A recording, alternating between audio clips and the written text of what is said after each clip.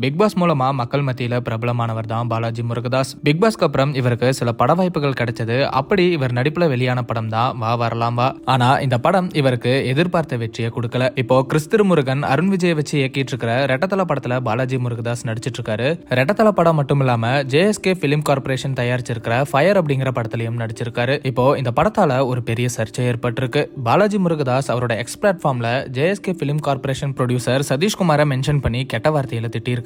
பாலாஜி அதுல என்ன சொல்லியிருக்காருன்னா, நான் JSK பிலிம் கார்பரேஷனோட ஃபயர் அப்படிங்கிற படத்துல நடிச்சிருக்கேன். ஆனா இந்த ப்ரொடியூசர் எனக்கு இன்னும் ஒரு பைசா கூட தரல அப்படின்னு கெட்ட வார்த்தையில திட்டிருக்காரு. மேலும் நான் சினிமாவை விட்டு விலகுறேன், என்னால முடியல, ஃபயர் படம் என்னோட ட்ரீம் ப்ராஜெக்ட், நான் சந்தோஷமா சினிமா விட்டு போறேன், வரலனா வரலதான் அப்படின்னு ரொம்பவே ஆதங்கப்பட்டு பாலாஜி முருகதாஸ் சொல்லியிருக்காரு. ஃபயர் படத்துல பாலாஜி முருகதாஸ், ரச்சிதா, சாந்தினி தமிழரசன், சுரேஷ் சக்கரவர்த்தி, சிங்கம் புலி, சாக்ஷி அகர்வால்னு இப்படி நிறைய பேர் நடிச்சிருக்காங்க. படத்துல நடிச்ச பாலாஜிக்கு சம்பளம் கொடுக்கப்படாத விவகாரம் கோலிவுட் இண்டஸ்ட்ரியை இப்ப அதிர்ச்சியில ஏற்படுத்தியிருக்கு. இது தொடர்பா ப்ரொடியூசர் சதீஷ்குமார் இதுவரைக்கும் எந்த பதிலும் அளிக்கல. சீக்கிரமே தயாரிப்பாளர் தரப்புல இருந்து இதுக்கு விளக்கம் வரும்னு எதிர்பார்க்கப்படுது. இந்த படத்துல இருந்து ரச்சிதாவோட ப்ரோமோ ஒன்று வெளியாகி சோசியல் மீடியால வைரல் ஆனதும் குறிப்பிடத்தக்கது.